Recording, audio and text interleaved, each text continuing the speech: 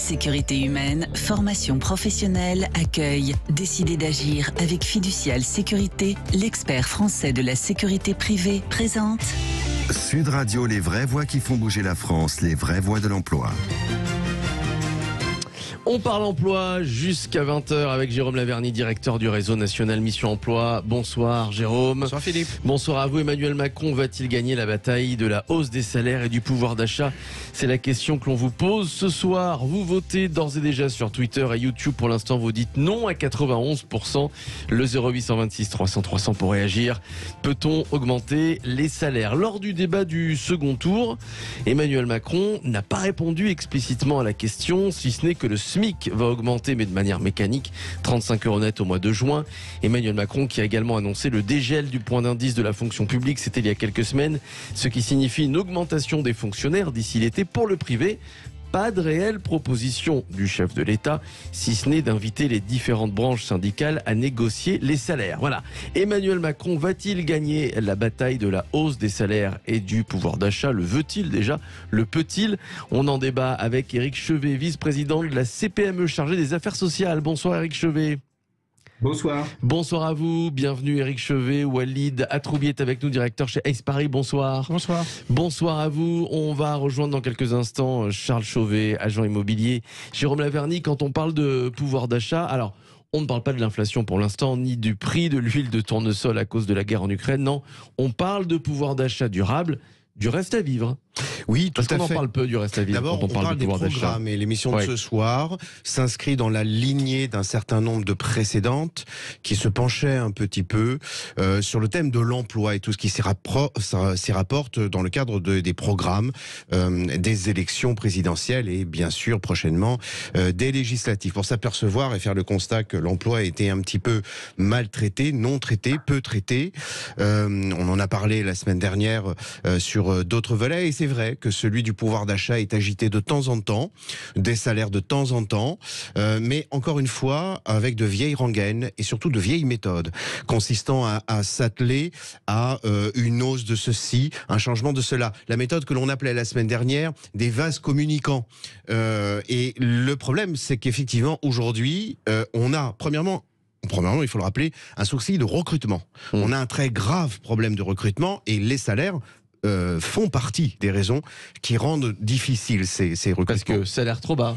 Parce que salaire trop bas et pas seulement ça, parce que les salaires dans certains cas ne sont plus devenus la première priorité. Oui, mais dans un certain nombre de cas, salaire trop bas. Mais il faut pas seulement dire cela. Il faut rétablir le couple salaire et logement, car nous sommes dans une société qui n'est pas celle d'il y a 50 ans, où quelqu'un, même avec un salaire modeste, pouvait peu ou prou accéder à la propriété immobilière. Ce qui justifiait que, quoique les retraites soient basses, eh bien, une personne pouvait s'en sortir parce qu'ayant accédé justement à cette même propriété immobilière.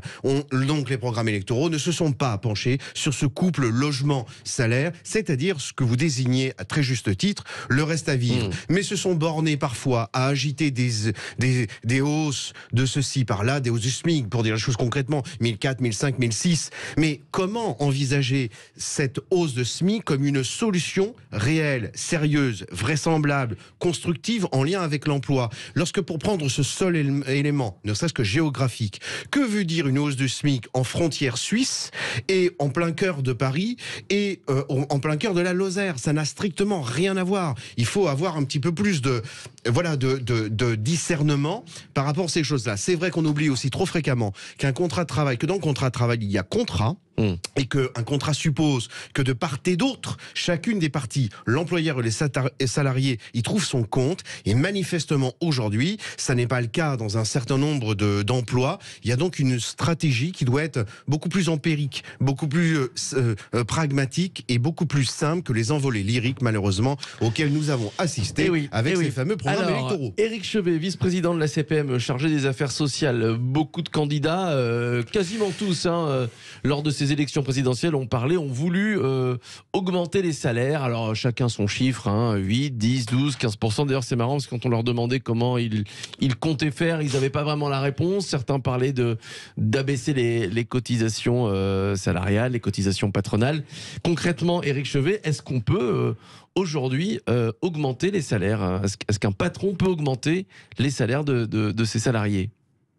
Alors, je pense que oui, effectivement, un patron, quand il en a les moyens et quand son entreprise est productive et produit de la valeur ajoutée suffisamment, il peut augmenter les salaires. C'est d'ailleurs parfois ce qui se passe en ce moment, notamment pour conserver des compétences. Je pense qu'il faut, dans ce débat, il faut faire attention à deux choses, à ne pas mélanger deux choses. D'une part, on a d'un côté la question effectivement du coût de la vie et de l'inflation qui redémarre, donc une économie avec une inflation forte qu'on n'avait pas connue depuis 30 ans et sur lesquelles on n'a pas les réflexes, on n'a plus les réflexes d'ajustement que nous avions il y a 30 ans. Et puis, de l'autre côté, le débat qu'on a eu, mais qui passe au second plan compte tenu de l'inflation, qui est celui du partage de la valeur ajoutée. Donc, c'est deux choses un petit peu différentes. C'est deux choses qui, évidemment, impactent le pouvoir d'achat, mais qui se traitent de façon différente. Très clairement, l'inflation, c'est normal que en rémunération effectivement d'un travail, au terme d'un contrat, je pense qu'il faut effectivement insister beaucoup sur cette notion de contrat, eh bien, le salarié reçoive une juste rémunération et que cette rémunération évolue en fonction des conditions économiques du pays. Et ça, voilà, et c'est pour ça que nous avons à la fois des mécanismes de revalorisation au départ du SMIC et puis des mécanismes de négociation annuelle des grilles à l'intérieur des branches professionnelles. C'est-à-dire, par exemple, là, on est dans une période de forte inflation, il faudrait que les branches professionnelles se réunissent et décident donc de revoir certaines grilles de salaire par rapport à l'inflation. C'est ce que vous voulez dire, Éric Chevet ?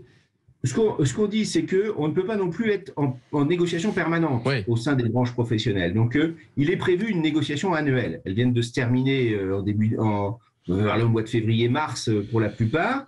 Et effectivement, on voit que l'inflation est toujours assez forte. Du coup, au 1er mai, nous avons eu de nouveau une hausse du SMIC.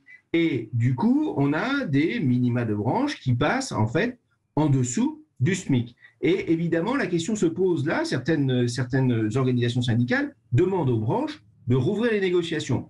Alors, nous ne sommes pas favorables à une ouverture systématique des négociations. Je crois qu'il faut regarder à la fois le secteur d'activité, comment se comporte le secteur d'activité et quels sont les impacts de l'inflation dans le secteur d'activité, et puis quelles sont les situations de l'entreprise. Nous sommes très attachés à la CPME, à ce qu'on puisse laisser la main aux entreprises pour régler ce problème.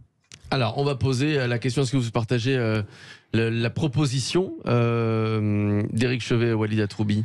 Écoutez, je l'entends. Pour moi, la réponse qui me paraît évidente aujourd'hui par rapport à ce qui se passe sur le marché, c'est que ce qui fait les salaires, c'est le marché. Aujourd'hui, vous parlez de talents qu'on veut garder, évidemment, les talents qu'on veut recruter. Il y a la loi de l'offre et de la demande. À partir du moment où vous voulez garder vos talents, où vous voulez en attirer, vous devez être capable de leur proposer les salaires qui correspondent à leurs attentes. Donc, finalement, il y a une disparité en fonction des branches, en fonction des métiers, parce que c'est important de le préciser quand même. Par exemple, en ce moment, le secteur de l'hôtellerie ou de la restauration, qui a du mal à recruter, par exemple. Exactement, mais parce que les rémunérations ne sont pas forcément attirantes. Et aujourd'hui, alors, il faut faire quand même le distinguo entre le nombre de jobs qu'il y a pour voir et le nombre de jobs ensuite pourvus. Parce qu'il y a énormément d'annonces, et donc on est sur un marché soi-disant dynamique sur toutes les branches, mais la réalité, c'est qu'on ne trouve pas les candidats, parce qu'on est sur un marché de candidats. Donc il est important de mettre en corrélation ce que... Donc en fait, trouver le juste salaire pour qu'il y ait un équilibre entre l'offre et la demande. Par exemple, dans l'hôtellerie, la restauration, trouver un juste salaire pour qu'ils puissent enfin recruter. Exactement. Il faut être capable de dire que peut-être que les marges qu'on pouvait avoir avant, avec ce qui se passe aujourd'hui, peut-être qu'elles vont être diminuées, mais elles existent toujours. Donc, on dit un tien vaut mieux que deux tu l'auras. Donc, il faut peut-être parfois on diminue, réfléchir. Mais on arrive à recruter. Et donc on va parler de l'intéressement, parce que c'est important aussi dans quelques minutes. L'intéressement. Alors, deux, trois petits commentaires. C'est vrai que certaines entreprises ont de façon très volontariste procédé, même parfois en sortant des accords de branche, à des augmentations de salaire. Faut le dire, ça, faut le dire. Mais, soit l'exemple suivant. Si sur 1 269 € du SMIC net, une entreprise opère, comme je l'ai vu, une augmentation de 16 à 17%, ce qui est considérable, une augmentation de 16 à 17%. Mais ça reste sur 1 269 net.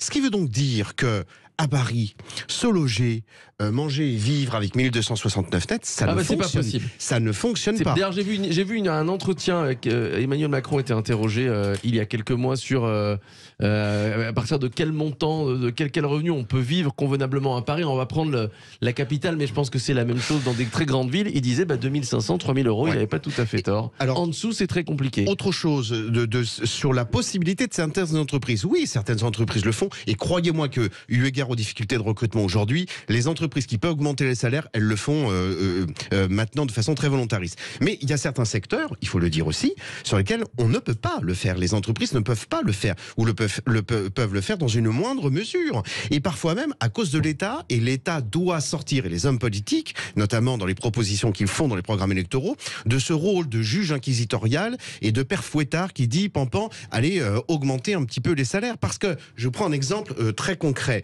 Certains, et je vais y revenir un peu plus loin, certains candidats parlaient des marchés publics. Mais dans les marchés publics, c'est bien l'État qui pressure les prix.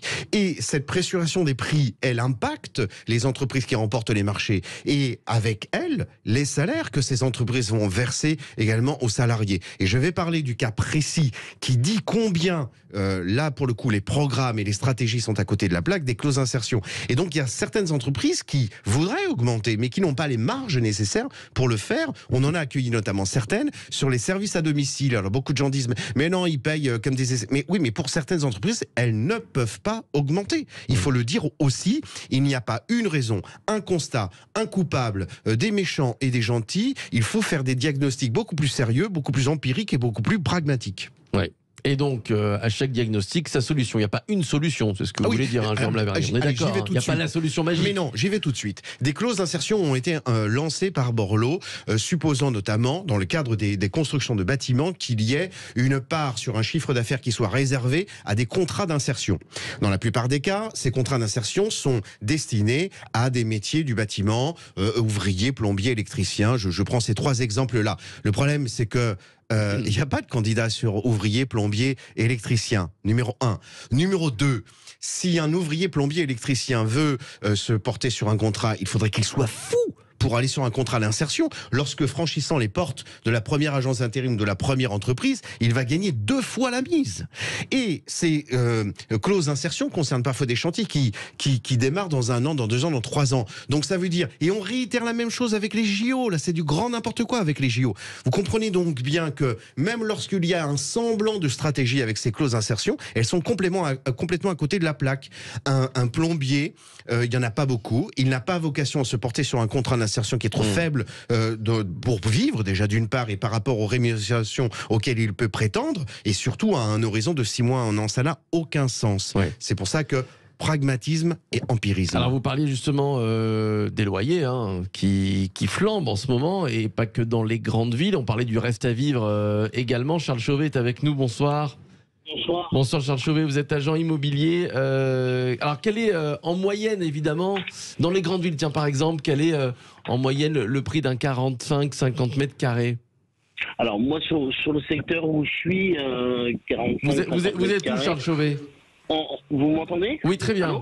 Allez-y. Moi je suis dans Seine-Saint-Denis. D'accord. Je touche sur l'entièreté du département. En région parisienne. Oui. En région parisienne effectivement et il faut dire qu'un 50 mètres carrés, on n'est pas en dessous en termes de location, en dessous des 850, 900 euros maintenant. Ouais. En sachant que le salaire moyen est de 1800, 2000 euros, ça prend la moitié du salaire. Voilà, un 40-50 mètres carrés. Ouais. Ça devient très compliqué, effectivement. Mais même si on parle d'un studio qu'on prend à 30 mètres carrés, à 25 euros le mètre carré, on est à 750 euros et quelqu'un qui gagne le SMIC pourra poser candidature, mais ne sera pas sélectionné par le propriétaire parce que les revenus sont trop bas. Ouais, sans compter la manière de l'obtenir, c'est-à-dire 3 fois, 4 fois le loyer, la caution, les cautions, souvent une question plusieurs. pour Charles Chauvet. Allez-y.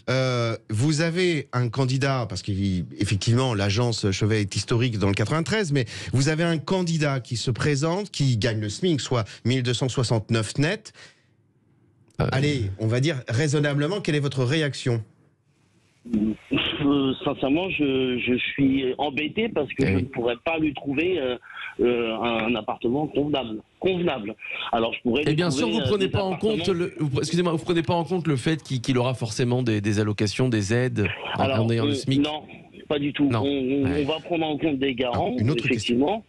Mais pas d'aide de l'État, non, on ne les prend pas en compte. J'ai une autre question, il ne s'agit plus de loyer, cette fois-ci vous avez un couple 2 fois le SMIC qui se présente, qui veut accéder à la propriété. Quelle est votre réaction dans la perspective de l'obtention éventuelle d'un crédit? Qu'est-ce que vous faites? S'il n'y a aucune épargne, c'est très compliqué. Voilà le problème. C'est très compliqué. Voilà. Parce que déjà, les financements ne se font pas s'il n'y a pas d'épargne.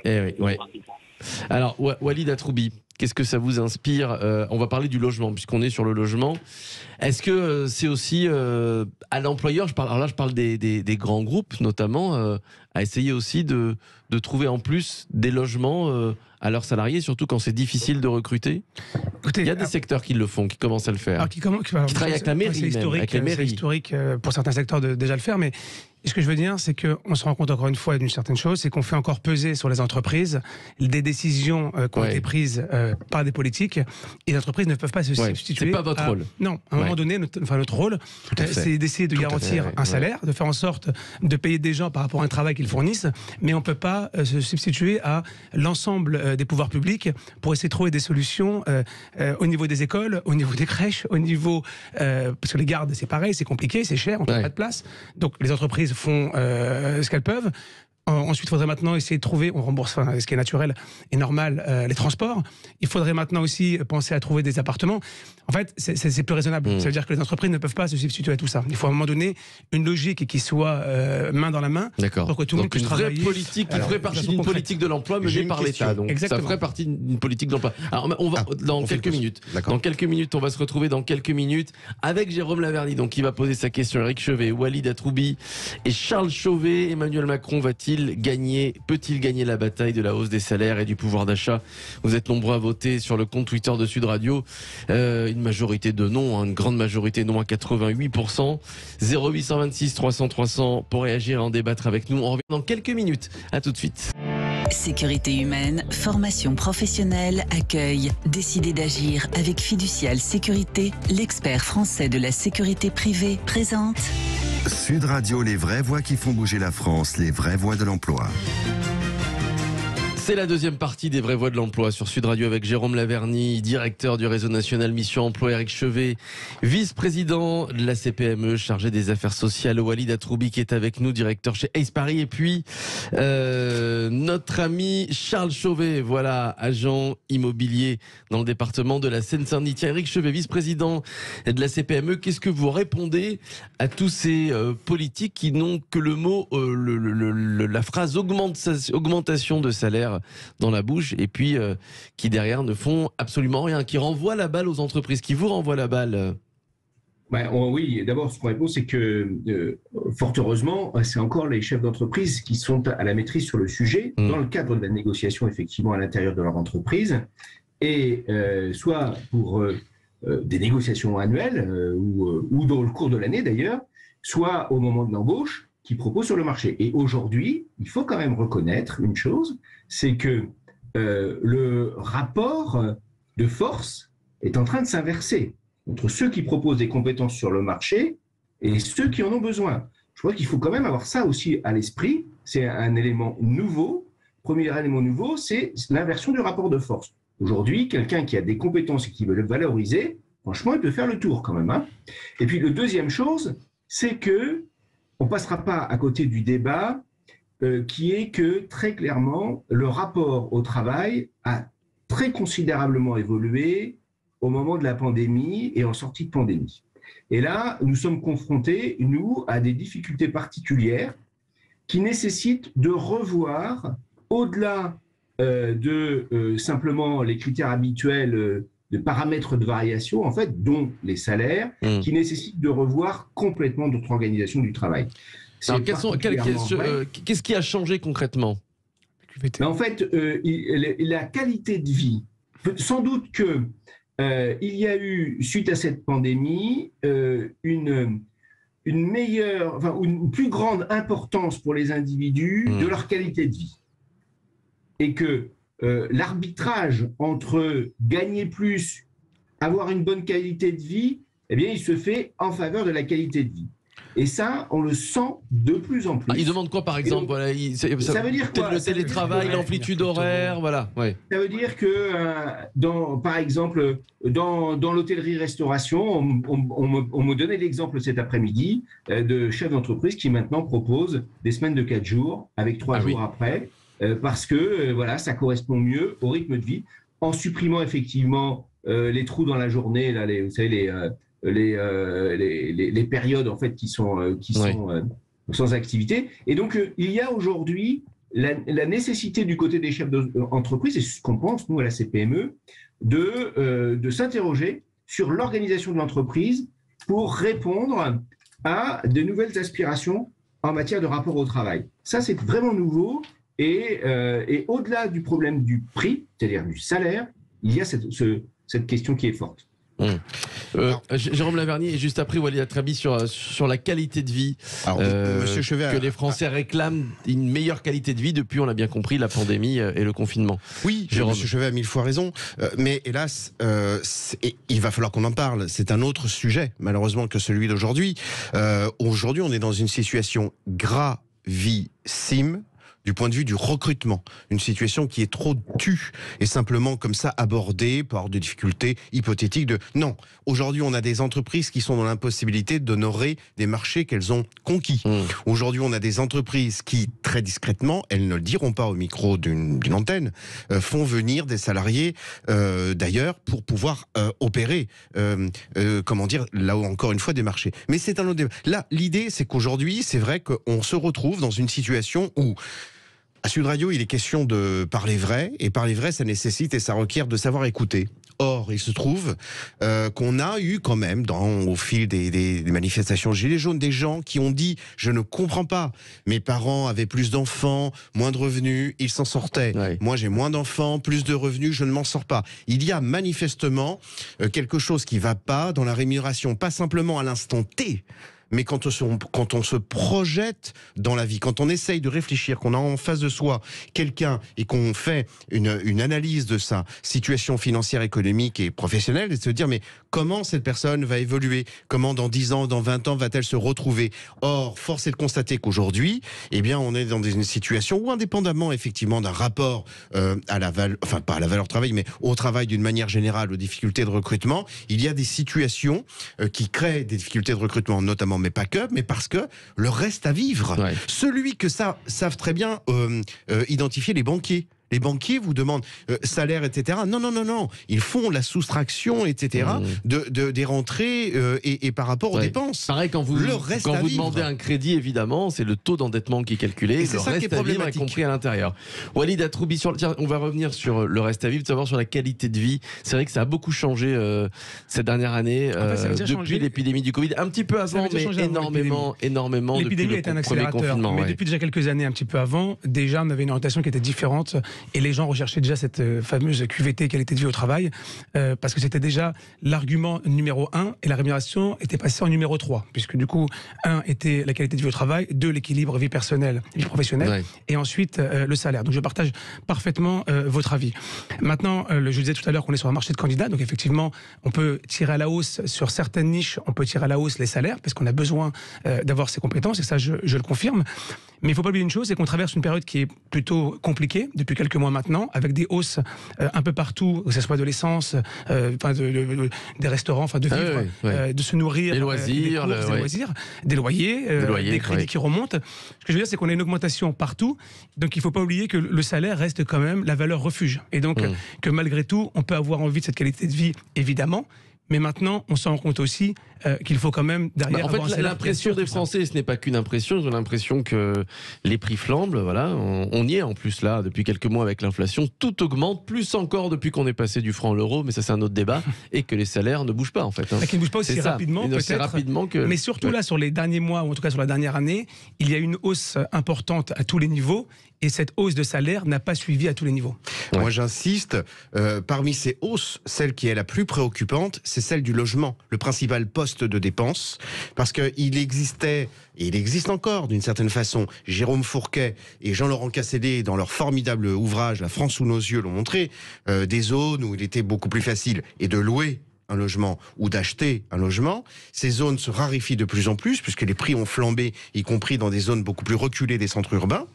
Et c'est là où ça devient problématique, où le rapport entre l'argent gagné au gré d'un salaire, enfin d'un revenu d'une activité professionnelle, et celui dépensé dans les choses les plus élémentaires, à commencer par le logement, ce rapport devient problématique en France et il nécessite que nos politiques s'y penchent et établissent une stratégie à long terme.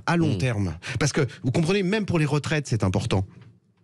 Aujourd'hui, on a encore des retraités, notamment des femmes, qui n'ont pas beaucoup travaillé, qui n'ont pas été beaucoup salariées, mais qui malheureusement s'en sortent un peu. Enfin, malheureusement, elles sont propriétaires. On va avoir des retraités dans quelques années qui ne le seront pas, qui seront dans ces mêmes situations. Et là, c'est une bombe. Tiens, vous l'avez constaté, Charles Chauvet, agent immobilier en Seine-Saint-Denis, la différence entre les propriétaires aujourd'hui en 2022 et ceux d'il y a 20 ans, 25 ans, il y a beaucoup moins de demandes, on achète moins d'appartements parce qu'on ne peut pas y accéder.